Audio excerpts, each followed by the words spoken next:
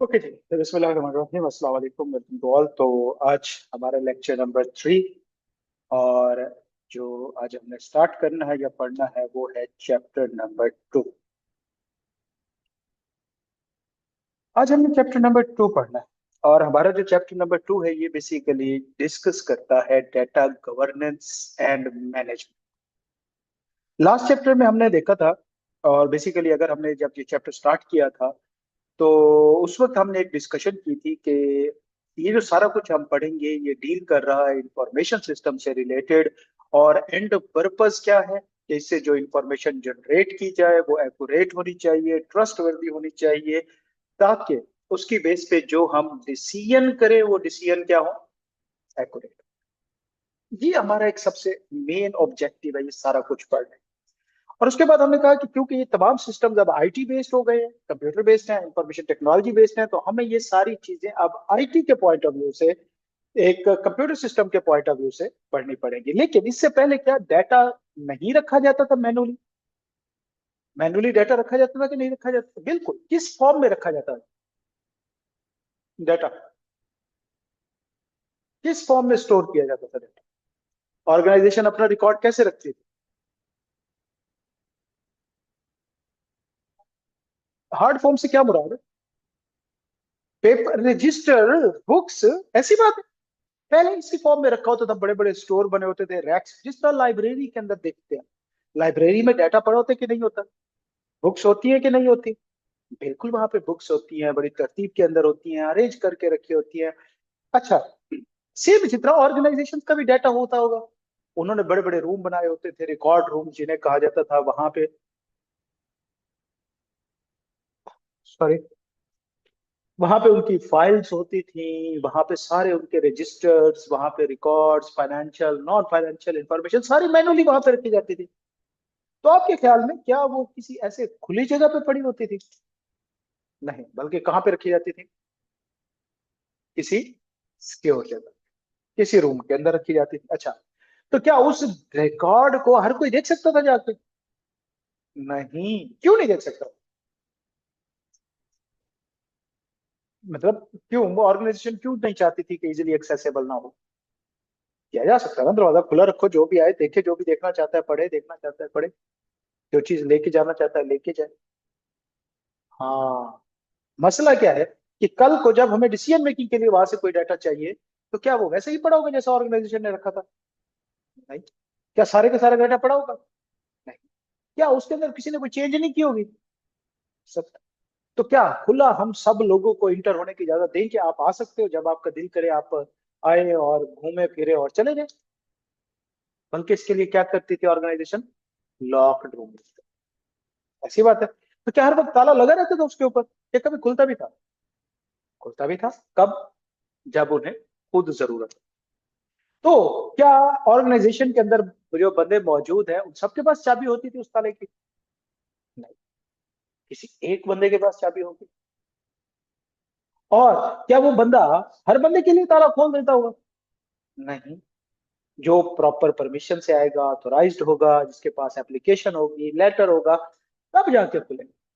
मतलब मैं आपको एक एग्जांपल देता हूँ कि जिस तरह ये हमारे बिजनेस होते हैं, कंपनीज होती हैं, इनकी जो लीगल कंप्लायंसेस होती हैं, जो एससीसीपी के साथ ये कर रहे होते हैं, उनका अभी भी रिकॉर्ड हार्ड फॉर्म में मेंटेन होता है। अब ये है कि तकरीबन पिछले 1 डेढ़ साल से उन्होंने इसे ऑनलाइन करना शुरू कर दिया। पुराना रिकॉर्ड सारा हार्ड हार्ड फॉर्म में, और वो पूरे पूरे इन्होंने फ्लोर लिए हो यहाँ पे पड़ा हुआ। अब ये नहीं है कि मेरी कंपनी है तो मैं उसका रिकॉर्ड देख सकता हूँ।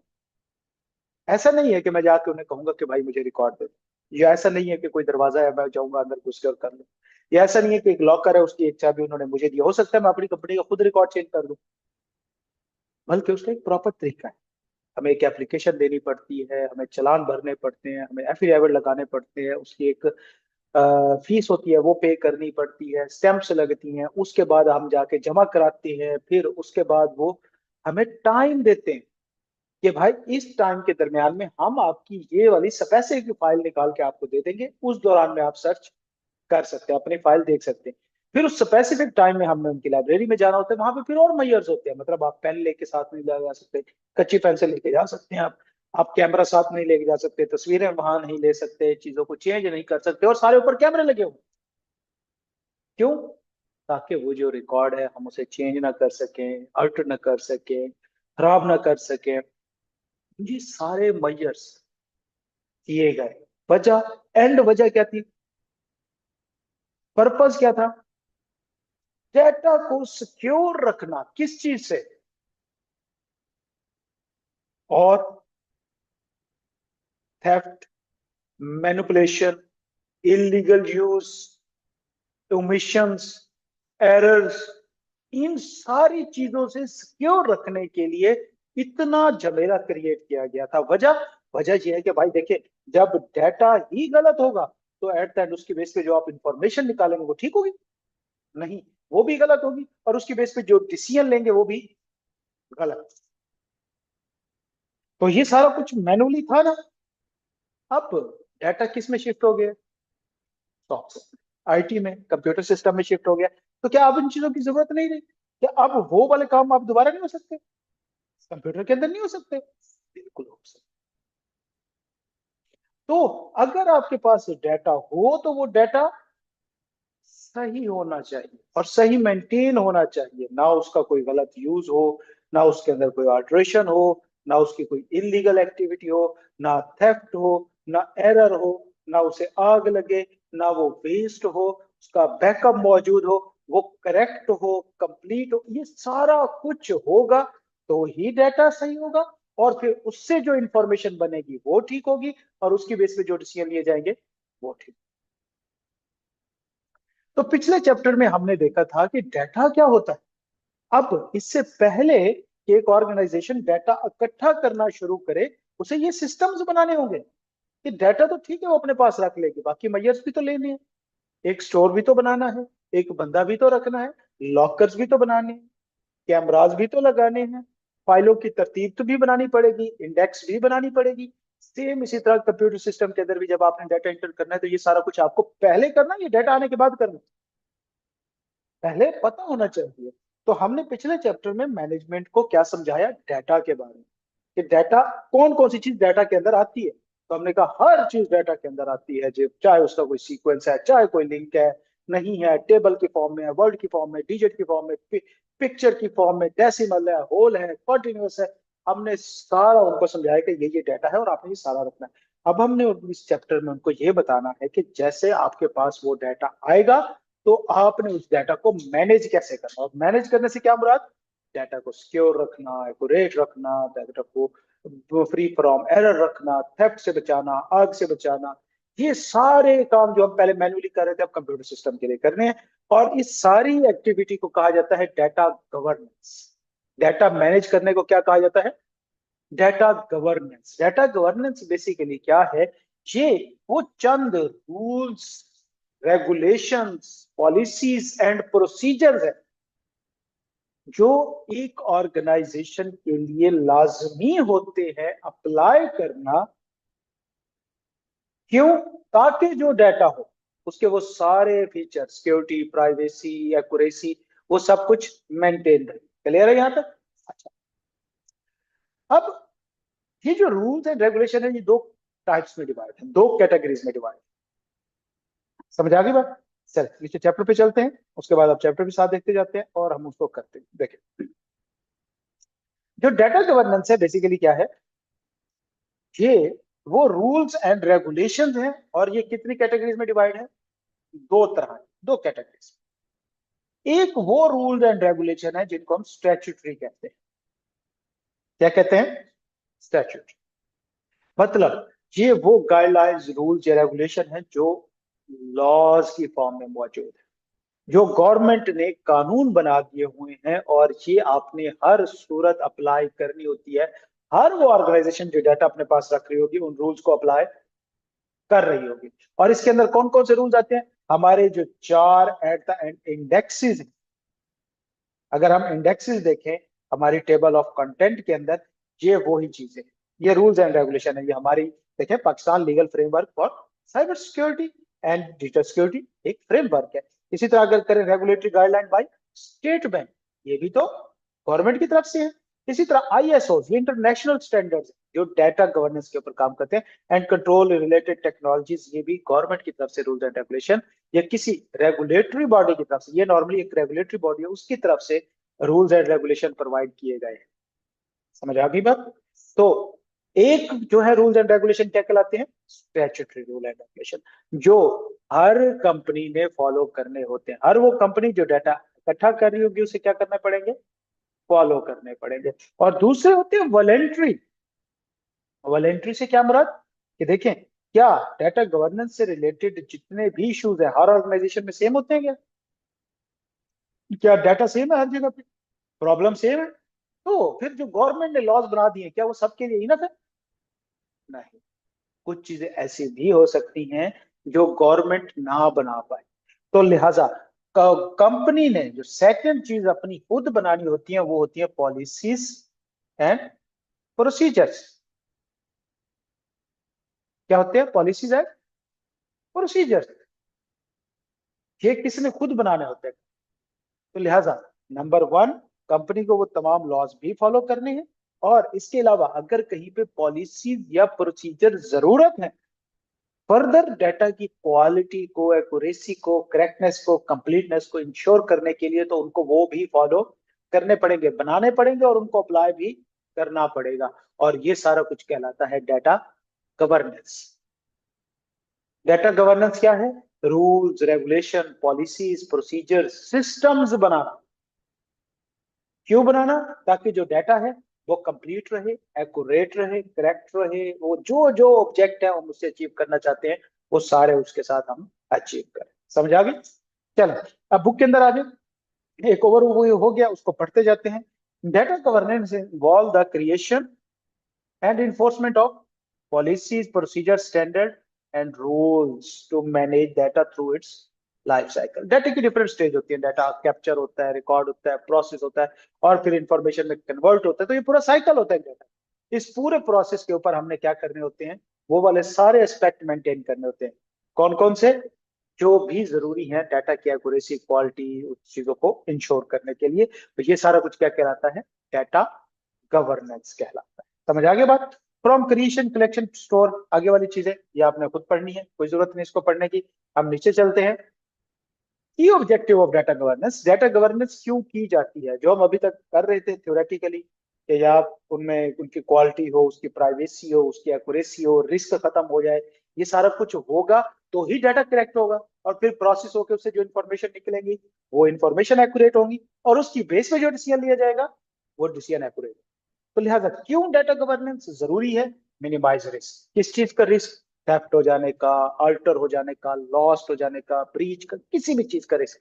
Number two, establish internal rule for data use. Internally organization के लोगों को भी तो ट्रेन करना। फॉर एग्जाम्पल, एक शख्स को एक्सेल यूज करना ही नहीं आता और आप उसे कह दें कि बच्चों की फीस का रिकॉर्ड रखो, क्या वो आपका डाटा करेक्ट रख लेगा? पहले हमें रूल्स बनाने कि ये डाटा कौन बंदा इंटर कर सकता है, उसकी कितनी एक्सेल के अंदर प्रोफिशिएंसी हो तो वो ये बंदा ये काम कर सकता है, वरना कोई और बंदा ये काम नहीं कर सकता। Establish internal rule for data use. और इंटरनली अगर किसी को इन्फॉर्मेशन चाहिए, फॉर एग्जांपल आप लोगों के कांटेक्ट नंबर होते हैं हमारे पास कि नहीं होते? इसका क्या मतलब है कि किसी को कोई काम पड़े तो वो आपका कांटेक्ट नंबर डाटा से निकाल के आपको फोन करे कि मेरा बच्चा ये बताओ ये कैसे हो रहा है। आप वहां से हो तो वहां से आते हुए क्या कहते हैं, फलानी मिठाई अच्छी मिलती है आपके इलाके की, वो लेते हैं। और आपके इलाके का क्या मशहूर है जी, आपने वो लेके आना है। ऐसे कुछ लोग रहे हैं हमारे पास। तो खैर अल्लाह माफ करे, ये आदत बहुत बुरी है। घर से आते हुए पहले बहुत सारा सामान होता है और क्या क्या चीजें लेके आए, तो ये बहुत गलत चीज है। तो आप तक उन तक आपका डेटा अगर पहले तो उनके पास एक्सेस ही नहीं होनी चाहिए, और अगर एक्सेस भी है तो कम से कम उनको एथिक्स, उनको पता होना चाहिए कि ये किस पर्पज के लिए यूज करना। हाँ जी, क्लास में नहीं आ रहे, ठीक है, मैसेज करें। टेस्ट है, रिजल्ट अपडेट है। अब ये तो नहीं है ना कि बेटा जी रात सो गए हो कि नहीं सोए अभी तक, खाना खाया कि नहीं। समझ आ गई बात? तो ये पर्पज नहीं है। तो डाटा यूज के ऊपर भी आपने अपने स्टाफ को ट्रेन करना है कि वो आपका इलीगल यूज ना करे।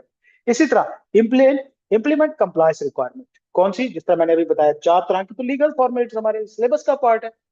और क्या उसमें ऑप्शन है ऑर्गेनाइजेशन के पास कि उनको फॉलो करे या ना करे?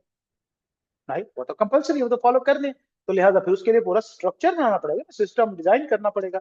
इस तरह इंप्रूव कम्युनिकेशन, खैर ये धक्के से हर जगह हर चीज के उसमें एडवांटेज में डाल देते होते हैं। इंप्रूव कम्युनिकेशन और मोटिवेशन बढ़ाना और मोराल बुलंद करना, खैर पढ़ लेना।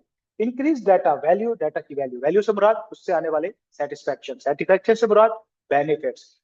तो डाटा से बेनिफिट कब आएंगे? जब डाटा करेक्ट हो। डाटा कब करेक्ट होगा? जब डाटा गवर्नेंस प्रॉपर हो रही होगी। फैसिलिटेट एडमिनिस्ट्रेशन, एडमिनिस्ट्रेशन के अंदर आसानी होती है जब प्रॉपरली मैनेज्ड डाटा होता है, तो लोग उसको आसानी से, रिड्यूस कॉस्ट। अगर हमारे पास जो डाटा है वो प्रॉपर सीक्वेंस के अंदर पड़ा है और लॉक में पड़ा है, और हमने क्या किया, वो पहले इधर उधर फाइलों की सूरत में भटक रहा था, हमने बंदे लगा के उनको सिस्टम के अंदर इंटर करा दिया। अब जहाँ पे 3 लोग हमें चाहिए थे वो सारी फाइलों को बनाने के लिए, मैनेज करने के लिए, अब एक बंदा इनफ है, डाटा आता है उसको देते हैं, वो एंटर कर देता है, सेफ पड़ा है, सिक्योर पड़ा है, तो कॉस्ट कम हो गई। इंश्योर ऑर्गेनाइजेशनल सस्टेनेबिलिटी का मतलब कि भाई ज्यादा से ज्यादा बेनिफिट हो, रिस्क कम हो, कॉस्ट कम हो, ताकि ऑर्गेनाइजेशन को उससे ज्यादा एडवांटेज अचीव हो। तो ये नॉर्मली पर्पजेज हैं किस चीज के लिए? की ऑब्जेक्टिव ऑफ डाटा गवर्नेंस, कि हम डाटा गवर्नेंस जब करते हैं तो हम उससे क्या क्या रिसीव करना चाहते हैं, हम क्या क्या एक्सपेक्ट कर रहे होते हैं कि इसके बदले में हमें कौन कौन से बेनिफिट्स मिलेंगे। क्लियर है यहां तक? कोई क्वेश्चन? अच्छा, डाटा गवर्नेंस के अंदर आता क्या कुछ है, मतलब अब हमने डाटा गवर्नेंस करनी, मुझे क्या करना पड़ेगा? जिस तरह मैंने डाटा इकट्ठा करना शुरू किया, आप अज्यूम करें मैं हार्ड फॉर्म में डाटा, तो मेरे पास रजिस्टर है, बुक्स में लिख रहा हूं, मुझे कौन कौन से मैयर्स लेने चाहिए कि वो चीजें सिक्योर रहे? शाबाश, किसको एक्सेस होनी चाहिए? एग्जैक्टली, बात खत्म। ये हमारा पहला पॉइंट। इसको कहते हैं डॉट डाटा ऑनरशिप या स्टूवर्ड। स्टूवर्डशिप का कंसेप्ट बिजनेस लॉ में आपने पढ़ा होगा, याद है? एजेंसी नहीं, आप कंपनी लॉ में पढ़ेंगे जाके, डायरेक्टर्स के कंसेप्ट के अंदर स्टूवर्डशिप का concept. Agency, data ownership and stewardship मतलब ऑर्गेनाइजेशन के अंदर कोई एक शख्स कम अज कम ऐसा आपको रखना पड़ेगा जो उस डाटा के लिए रिस्पॉन्सिबल हो, जो उसके अंदर अगर किसी किस्म की गलती होती है तो उसके लिए वो रिस्पॉन्सिबल हो। अगर कोई बंदा रिस्पॉन्सिबल नहीं है, डाटा इधर उधर भटक रहा है, तो क्या इस चीज की गारंटी है कि डाटा सिक्योर होगा? अगर कोई रिस्पॉन्सिबल ही नहीं है उसको सिक्योर रखने के लिए, तो पहली तो चीज, आपको लोग चाहिए, बंदा चाहिए जिस बेसिकली उस डाटा को क्या करे, सिक्योर रखे। उस शख्स को कहते हैं डाटा ऑनरशिप। इस कंसेप्ट को डाटा ऑनरशिप कहते हैं, कि मतलब किसी एक ऐसे पर्सन का होना जो बेसिकली डाटा की रिस्पॉन्सिबिलिटी ले। और स्टुअर्डशिप मतलब उसकी पूरी टीम, उससे नीचे वाले लोग जो उसके बिहाफ पे फर्दर काम कर रहे हो, डाटा को ऑर्गेनाइज कर रहे हो। तो एक्चुअली पहला काम हमें लोग ही रखने पड़े, कि जिनके हाथ में हमें डाटा देना पड़ेगा ताकि कोई अनऑथोराइज्ड बंदा उसे एक्सेस ना कर सके। तो ये पहला काम करना पड़ेगा। इसके अंदर डाटा ऑनर की definition are typically senior level individual और business leader responsible for specific data domains. और data steward are the operational custom. Steward agents को कहते हैं जो सीनियर्स के नीचे होते हैं, उनके बिहाफ पे काम कर रहे होते हैं स्टूअर्डशिप का। तो लिहाजा पहले तो ये 2 तरह के आपको बंदे रखने पड़ेंगे। डाटा गवर्नेंस का पहला रूल ये है कि उसके लिए कोई स्पेसिफिक बंदा अलॉट करना पड़ेगा जो रिस्पॉन्सिबल। समझ आ गई बात? दूसरा काम, अब बंदे आ गए, अब आपने क्या करना है? हाँ जी,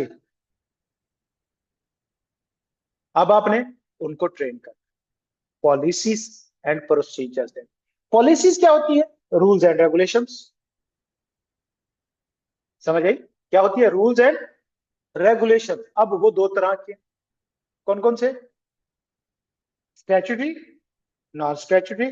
स्टैच्यूटरी में हमारे पास 4 मेजर मौजूद हैं। नॉन स्टैच्यूटरी में कंपनी खुद एज पर रिक्वायरमेंट अपने बनाएगी ताकि बेस्ट स्टैंडर्ड इंश्योर किया जा सके। क्लियर है? पॉलिसीज किनको कहते हैं? रूल्स एंड रेगुलेशन को। जबकि प्रोसीजर्स कहते हैं स्टेप बाय स्टेप सिस्टम। जैसे फॉर एग्जांपल हमारी पॉलिसी है कि हमारे पास जो भी एडमिशन होगा, हम स्टूडेंट का नाम, फादर नेम, सीएनएसई, व्हाट्सएप, और फादर का भी व्हाट्सएप नंबर लेंगे। ये हमारी पॉलिसी। प्रोसीजर क्या होंगे? कि क्या हमने फॉर्म फिल कराना है हार्ड फॉर्म में, या पहले वो शख्स वकास साहब डील करेंगे, वकास साहब उससे बेसिक इंफॉर्मेशन लेंगे, फिर वो शख्स मैम के पास जाएगा, मैम उसकी इंफॉर्मेशन जो है वो कंप्यूटर के अंदर इंटर करेंगी। पॉलिसी क्या है? कि भाई डायरेक्ट बंदे से नहीं पूछना, बल्कि उसकी डॉक्यूमेंट, एजुकेशनल डॉक्यूमेंट लेनी है, उसके ऊपर से देख के आपने अपने सिस्टम के अंदर डाटा इंटर करना है। तो ये प्रोसीजर और पॉलिसीज दोनों में फर्क पता? क्लियर हो गया? Policies rules and regulation, procedure, step by step जो हम एक्टिविटी परफॉर्म कर रहे होते हैं कि भाई पहले वकास साहब डील करेंगे, फिर मैम करेगी, फिर मैम से चीज मेरे पास आएगी, फिर मेरे से अकाउंटेंट के पास जाएगी, फिर अकाउंटेंट से चीज जो है हमारे कासिम साहब के पास जाएगी, और वो सारा रिकॉर्ड स्टूडेंट की फाइल मेंटेन करेंगे। ये प्रोसीजर है। पॉलिसीज क्या है कि भाई सारा डाटा सॉफ्ट फॉर्म में रखना है आपने, हार्ड फॉर्म में नहीं रखना। नंबर टू, हर जो भी डाटा क्या कहते हैं फॉर्म फिल होगा तब होगा जब उसकी फी स्लिप कटेगी। अगर फी स्लिप नहीं कटी तो आपने फॉर्म फिल नहीं करना ताकि डुप्लीकेशन ना हो।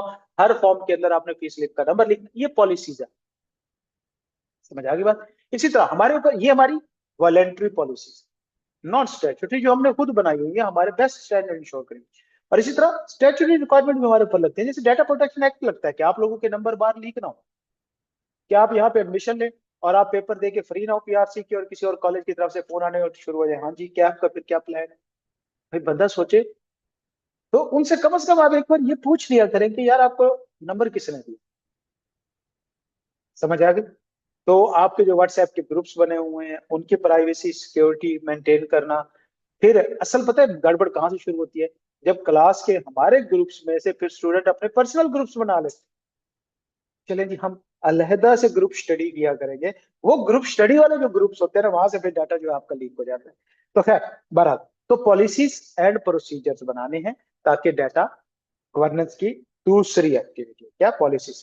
Policies might define who have access to what data. ये तो एग्जांपल दी हुई है, मैंने आपको डेफिनेशन बताई है। ये रूल्स एंड रेगुलेशन होते हैं जबकि procedures step by step instruction to ensure, काम करने का तरीकाकार कि आपने स्टेप काम शुरू करना कैसे। ठीक हो गया ये दूसरा। तीसरा काम, अब डाटा की हैंडलिंग। लोग आ गए, पॉलिसीज प्रोसीजर बता दिए, अब उन्होंने डाटा को एक्चुअली हैंडल करना शुरू करना, इंटर करना शुरू करना है, फाइलों में डालना शुरू करना है, रजिस्टर बनाने शुरू करने हैं। तो अब यहाँ पे आपने क्या करना है, डाटा की क्वालिटी को इंश्योर करना। और क्वालिटी में क्या कुछ आता है, number one, data should be accurate. जो भी आप फाइल में डाल रहे हो, जो भी आप सिस्टम में चीजें इंटर कर रहे हो, वो हमेशा एक्यूरेट होनी चाहिए और कंसिस्टेंट होनी चाहिए। ये ना हो कि एक बच्चे का नाम और उसका फोन नंबर एक एडमिशन फॉर्म में और लिखा हुआ है और फीस स्लिप के ऊपर दूसरा लिखा हुआ है। ऐसा नहीं, कंसिस्टेंट होने चाहिए नंबर सारा कुछ आपके। कंप्लीटनेस, डाटा कंप्लीट होना चाहिए, नाम के साथ फादर नेम और फोन नंबर होना चाहिए। फादर नेम मिसिंग है तो किसी काम का नहीं। कंप्लीटनेस इंश्योर करनी है और टाइमलीनेस, डाटा फौरन अपडेट हो जाना चाहिए। अगर टाइम पे डाटा मौजूद नहीं है तो उसका कोई फायदा नहीं। ये चीजें आप क्योंकि अब आपने देखें, पहली चीज बंदे लाए, और दूसरे नंबर पे हमने क्या किया, उन्हें ट्रेन किया। अब तीसरे नंबर पे उन्हें हमने डाटा दे दिया कि चले पाइथन शुरू हो जाए।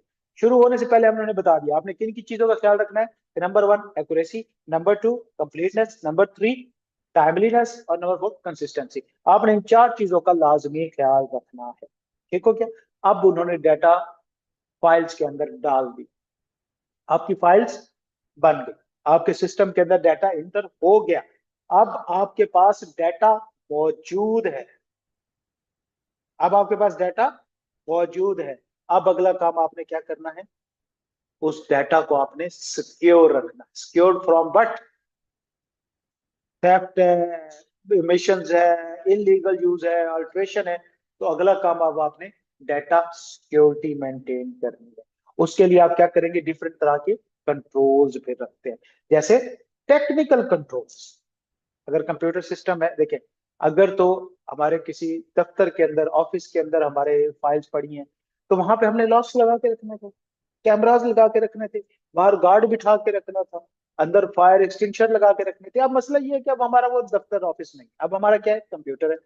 तो कंप्यूटर की अपनी सिक्योरिटी मेजर्स है, technical controls, encryption, firewall, access control के मतलब लोगों के यूजर नेम और पासवर्ड लगा दे, सिर्फ जिसके पास यूजर नेम और पासवर्ड हो वो सिस्टम ओपन कर सके, कोई अनऑथोराइज बंदा सिस्टम ओपन ही ना कर सके। एडमिनिस्ट्रेटिव कंट्रोल, कि किसी भी शख्स को तब तक सिस्टम पे ना बिठाएं जब तक कि उन्हें एक्सेल पूरा ट्रेन करना ना सिखा दें, आप बंदे ट्रेंड करें।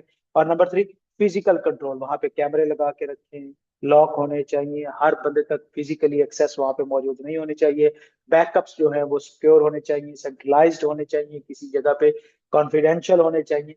तो ये तीन तरह के आपने नॉर्म, इन तीनों कंट्रोल्स की डिटेल्स आगे हमने पढ़नी है। तो एक्चुअली जब आपके पास डाटा आ गया तो आपने डाटा सिक्योर रखना है। और डाटा सिक्योर कैसे रख सकते हैं, कंट्रोल्स लगा के। और कंट्रोल की कितने टाइप्स हैं, तीन टाइप्स है, technical control, administrative control and physical control, और फिर लास्ट में कंप्लायंस एंड रिस्क मैनेजमेंट, कि जो आपने कंट्रोल लगा दिए हैं उनको कंटिन्यूसली आपने असेस करना है कि कहाँ कहाँ पे कंट्रोल वीक है।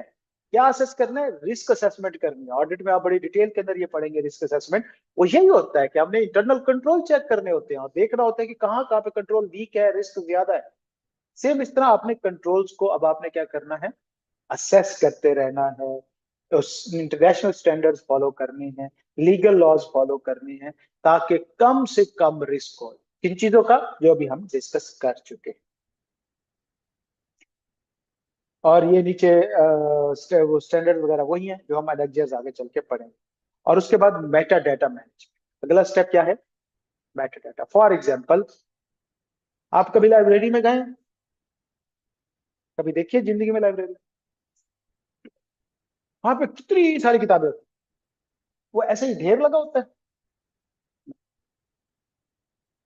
ऑर्गेनाइज्ड। किस फॉर्म में ऑर्गेनाइज्ड?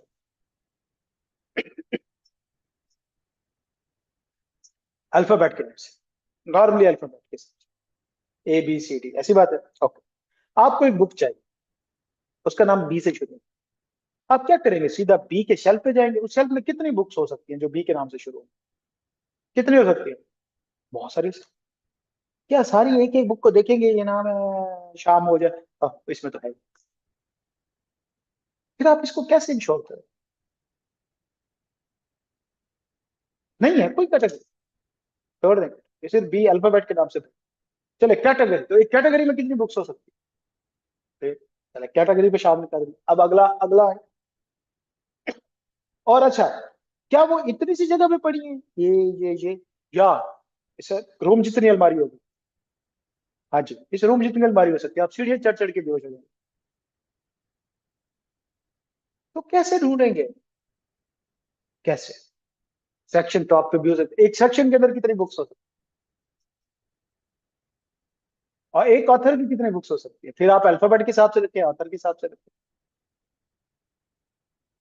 इससे बेहतर नहीं है कि उसकी एक लिस्ट फ्रंट डेस्क पे पड़ी होनी चाहिए, बी के अंदर जितनी बुक्स है? सिंपल, वो लिस्ट देखें, इंडेक्स के अंदर देख ले, अच्छा ये वाली बुक है, ये भी पता चल जाएगा किस तरह में पड़ी है, कहाँ पे पड़ी है, आपको सब पता चल। ये डाटा के बारे में मजीद डाटा है। देखिए असल डाटा क्या है? वो बुक्स है। उनकी फर्दर इंफॉर्मेशन, उनके बारे में इंफॉर्मेशन कहाँ पे? फ्रंट डेस्क पे। इसको मेटा डाटा कहा है। मेटा डाटा क्या है? Data about data. वो जो पूरी फाइल शेल्फ भरी पड़ी है, वहां जाने से बेहतर है एक इंडेक्स लिस्ट बना के फ्रंट पे रख ले भाई। वहां से आप एक ही बार आके देख ले। तो ये मेटा डाटा मैनेजमेंट है भाई। अब आपके पास फाइलें हैं, अब आपके पास रजिस्टर है, तो उनकी प्रॉपर इंडेक्स बना के रखें, उनकी आप प्रॉपर कोई अरेंजमेंट, तरतीब, लिस्टें आपके पास मौजूद होनी चाहिए, ताकि डुप्लीकेशन ना हो, टाइम सेव हो, उसी वक्त आप पहुंच जाए, एग्जैक्ट जगह तक आप पहुंच जाए, वगैरह वगैरह वगैरह। तो metadata, data about data, it describe the origin, format, definition, usage and relationship of data elements, bla bla bla। कुछ भी नहीं है, मैंने आपको एग्जांपल से समझा दिया है। ये कंसेप्ट ध्यान में रखना है कि क्या चीज होती है डाटा के बारे में। Further information, creating standardize metadata definition, मतलब वही टेबल ऑफ कंटेंट्स बनाना।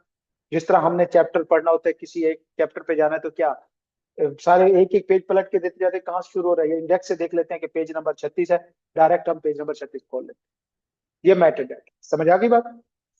और उसके बाद अब ये डाटा अभी तो आपने कैप्चर किया, अपने पास रखा, उसकी लिस्ट बनाई, क्या ये सारी जिंदगी आपके पास रहेगा डाटा? नहीं। डाटा की मुख्तलिफ स्टेजेस होती हैं। एट द एंड आपने इस डाटा को क्या करना है? खत्म करना है। तो आपने पूरे साइकिल में थ्रू आउट इस डाटा को मैनेज करके रखना। तो जो डाटा से रिलेटेड एक्टिविटीज है, ये स्टेप्स हैं। सबसे पहले आप डाटा इकट्ठा करते हैं, फिर उस डाटा को आपने स्टोर किया, फिर उस डाटा को आपने यूज करते हैं, और जब आपके किसी काम का नहीं रखता, क्या उसे जला देते हैं? नहीं, बल्कि उसे फिर अपने पुराने किसी स्टोर रूम में रख देते हैं। क्यों? हो सकता है आपके लिए वो सिर्फ एक हफ्ते का इस्तेमाल हो, उसका लॉ कहे कि नहीं 10 साल तक आपने रखना है। तो क्या उसका रजिस्टर आप फ्रंट टेबल पे रखेंगे या उठा के स्टोर में फेंक देंगे? स्टोर में फेंक, और फिर 10 साल बाद उसे क्या कर देंगे? डिलीट कर देंगे, खत्म कर। तो ये डिफरेंट स्टेजेस होती हैं किसकी? डाटा लाइफ साइकिल की। कौन कौन सी स्टेज? पहली क्रिएशन या एक्विजिशन, जिसमें आप डाटा इकट्ठा करते हैं, इनपुट करते हैं। दूसरी स्टोरेज, डाटा को स्टोर करना, फिर उस डाटा का यूज करना, फिर उसको आर्काइव, आर्काइव का मतलब क्या होता है, बैक एंड पे डाल देना, बैक स्टोर पे डाल देना, और फिर उसके बाद डिलीशन या डिस्पोजल, आपने उसे डिस्पोज कर देना। तो ये क्या था, एलिमेंट्स ऑफ डाटा गवर्नेंस। पहले हमने ये देखा डाटा गवर्नेंस क्या है, फिर हमने ये देखा डाटा गवर्नेंस क्यों जरूरी है, और फिर हमने ये देखा कि डाटा गवर्नेंस में हम क्या कुछ करते हैं। क्लियर है यहाँ तक? अच्छा, किसी भी ऑर्गेनाइजेशन में कितनी लेवल की मैनेजमेंट होती है? 3 लेवल का। आशो, क्लियर है? कौन कौन सी? गरीब इंसान, ये आपने कौन सी ग्रीबों वाली लैंग्वेज यूज कर रहे हो? स्ट्रेटेजिक, टैक्टिकल और operational. Strategic, top, tactical, medium और ऑपरेशनल। आपने आई टू बी किससे पढ़ी थी? मुझे उस सर से मिलना है, आपको याद ही नहीं है। तो 3 लेवल की मैनेजमेंट है। क्या तीनों लेवल पे एक ही तरह की इंफॉर्मेशन चाहिए होती है? नहीं। क्या तीनों लेवल पे एक ही तरह के डिसीजन होते हैं? नहीं। तो हर तरह के लिए डिफरेंट इंफॉर्मेशन होती है। स्ट्रेटेजिक लेवल पे जो डिसीजन होते हैं, टॉप मैनेजमेंट करती है normally long term, generally vision set करना, मिशन सेट करना, और अनस्ट्रक्चर्ड डिसीजन।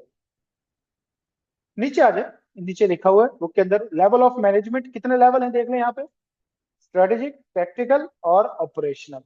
स्ट्रेटेजिक लेवल पे data governance is on defining over reaching vision and goals and policies. समझ आ गई बात? चलो, आज के लिए इनफ है। कल इंशाल्लाह इससे आगे करेंगे, ओवर ना हो जाए चीजें स्टार्ट स्टार्ट में। समझ आ रही है? इंशाल्लाह 2-3 चैप्टर तो समझ आ जाएंगे। चलो, आज के लिए इनफ है, और ये लेक्चर अपलोड हो जाएगा इंशाल्लाह। अ, फिर हम मिलेंगे अगली क्लास के अंदर मंडे को। अल्लाह ताला आप सबको अपनी जुबान में रखे, और थोड़ी पे स्पीड भी हम बढ़ाएंगे इंशाल्लाह। प्रैक्टिस चैप्टर 1 की वहां पे मौजूद है, आपने किए? किसी ने खोल के देखने की तकलीफ की है? सॉल्व भी किए? हो गए थे? चल, चल, इंशाल्लाह इसके भी मैं वहां पे अपलोड कर लूंगा, तो ये भी साथ कर लीजिए। ठीक है बेटा, अल्लाह हाफ़िज़।